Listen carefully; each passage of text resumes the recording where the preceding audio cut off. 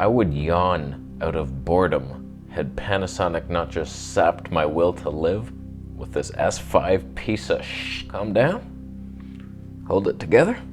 Save my Panasonic pony boy. Let's just talk about Panasonic S5 and why this foreseeing of it caused me to leave Panasonic forever. Even though we're filming on a G9 right now, I'm gonna leave it by a dumpster where it belongs. All I want is the perfect camera.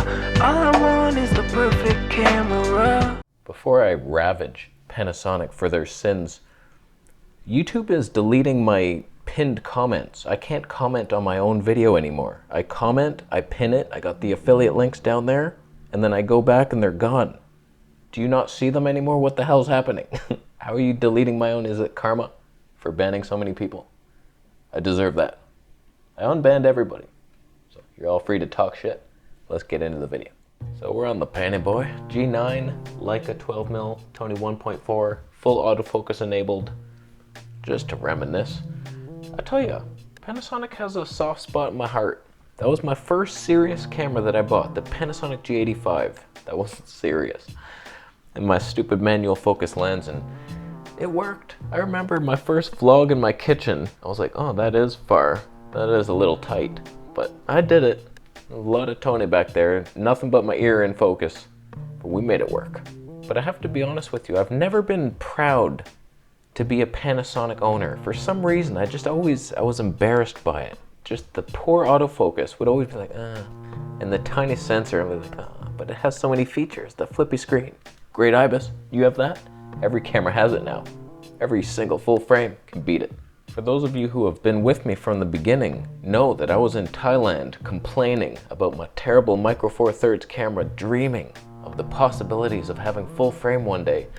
And I wanted to abandon it as soon as anything, even remotely good enough, would replace it. So let's talk a little bit about this S5. I've reviewed the reviews, so I am now equipped with information that Panasonic was not willing to send me for free and allow me to keep the camera like Gerald undone. So let's just get the autofocus out of the way.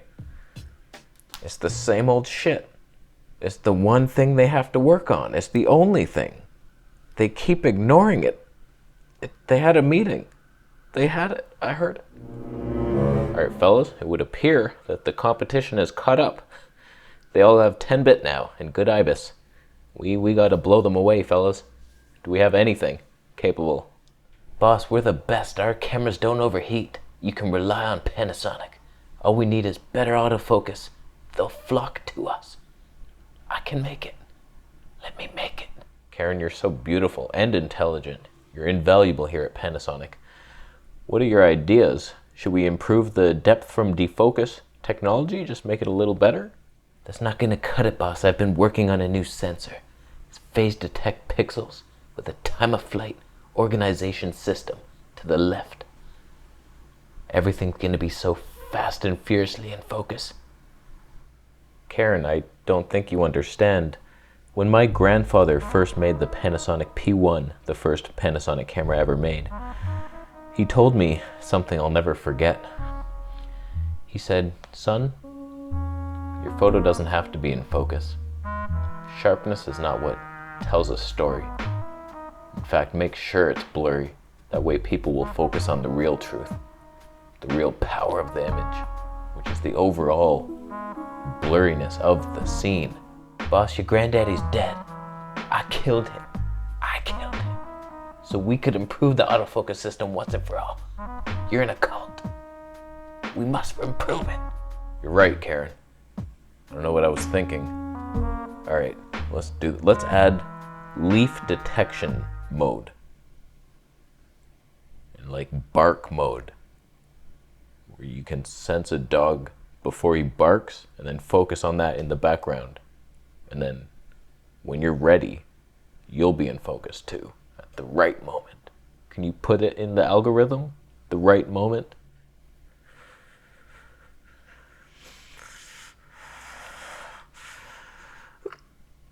I swear to fudge, boss. You don't let me put this autofocus system in, I will kill you. like I did your grandmother. I'll kill you both. Wow, that got violent. That got violent fast. So this autofocus, I can't believe they will stick to this till they die. This is why I left Panasonic. When the G100 came out and they said it was designed for vlogging, I was like, what do you mean? Vloggers need to be in focus. We're a one-man crew here. We have to hold it and you film us. We're not filming, we're not in control. I don't get it.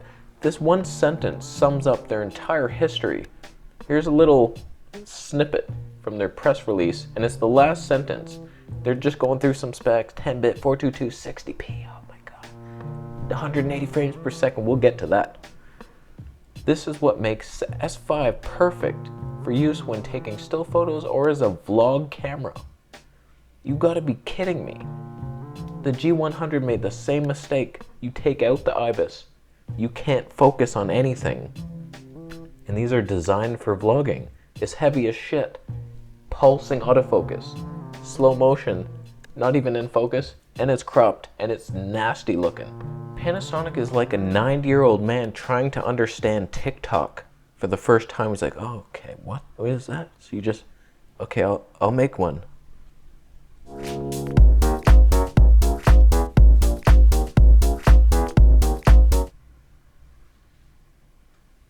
Did it go viral?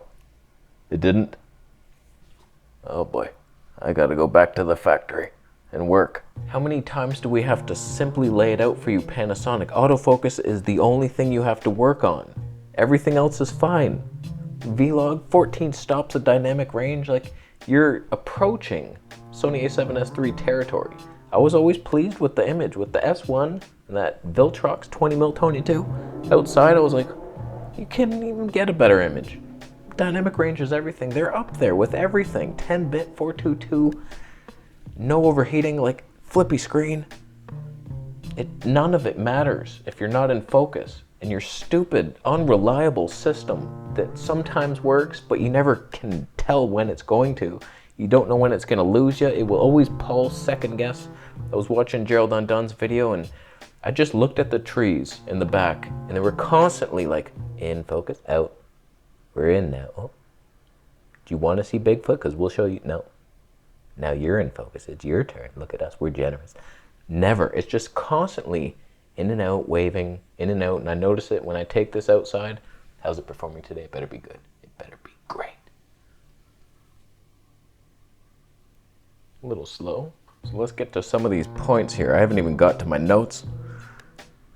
The IBIS. It's worse than the S1. Those are Gerald's words. The S1 was unusable. Every lens I put it on, that's a sentence, jerky. And it was so heavy to not be worth it. Like how Sony caught up to you. Sony IBIS is better than the S1. This is worse than the S1. They come out with the Toneless kit lens, 20mm. I like that they're going wide on it. Hopefully other camera companies follow suit on that one. But 3.5? Give me a break. That had to be 2.8 at the wide end. And then go up to 6.1 for all I give a shit. Zooming in on the squirrels, I don't mind it. But no stabilization in the lens, so it's just IBIS and bad IBIS. You can only do it in the Panasonic way. The micro loser way of life. Wow. G9's fantastic, but Panasonic full frame since day one has been bullshit IBIS. Not even close. So the IBIS, you did not improve it. You made the body so much smaller. It's now lighter than a GH5. And that's supposed to stabilize a full frame sensor? You just don't know what you're doing. You got lucky. And the Micro Four Thirds loser trying to balance a little baby. Try holding a grown-ass man. When it comes to the slow-mo, Sony a7S III, admittedly 15 times the price. 240 frames per second in HD that looks barely worse than the regular. Like it's really good quality. It's better than my little Fuji boy. 240p. With autofocus that gets you every time. Running across the street, looking away, shaking, cars, things tempting, angels flying by, making sure I'm safe. It never loses you. Whereas Panasonic, admittedly, 14 times less cost. The autofocus is terrible. It's even worse in the slow motion mode, and then the quality gets worse and worse the slower you go, and then there's a huge crop when you're in 180p. What a bunch of shit. I don't remember my S1 having a crop in slow-mo. 180p, it was full frame, I think. Don't quote me on that. But I'm pretty sure it was, but I sold that thing faster than the people of Hollywood sell their souls for adrenochrome. I've said too much. They literally had the guff in their press text to say state-of-the-art autofocus system. I was like, what? What art? Who would watch that art? And they also announced a bunch of 1.8 primes, which is nice. That's exactly what they should be doing, but their widest one is 24 mils. Where's the 20? That's the one lens to rule them all. You could do a YouTube show like this and vlog with it. One lens. Where's your 20? 24 mil, what's that gonna do? And your IBIS is shit. None of those are gonna be stabilized. And can they even autofocus? Like, who cares? Your autofocus system is dunk. I'm debating entirely leaving the Panasonic system just for these actions. These, oh, we're a vlog camera, perfect, state of the art. You're nothing close to that. I would not choose you over anything. Fuji, what is your advantage over any other company now? Over Canon, the R5 and R6, okay, you don't overheat, but even their low quality 4K mode, better colors than you, better autofocus, better IBIS, better overall looking image compared to, like, anybody looking at it would say, oh, the Canon looks better. Sony? Don't even look at the Sony. Don't look in the Sony's direction. Reptilians be clawing your ass. Autofocus, dynamic range, like superior in every way to this. 18 times the cost, I know that. Who do you beat? Not even the APS-C, really?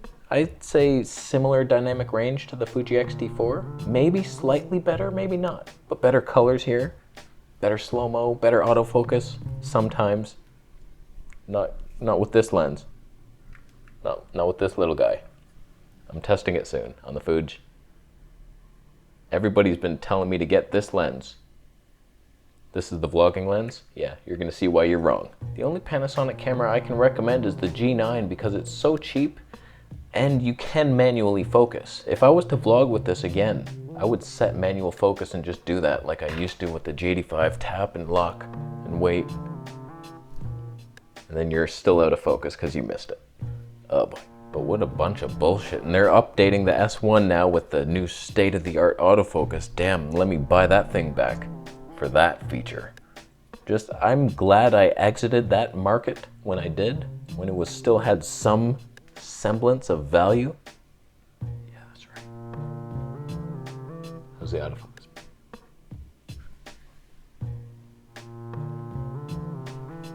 Better not be good and reliable today. I'm trying to prove a point here. Yeah, what was that?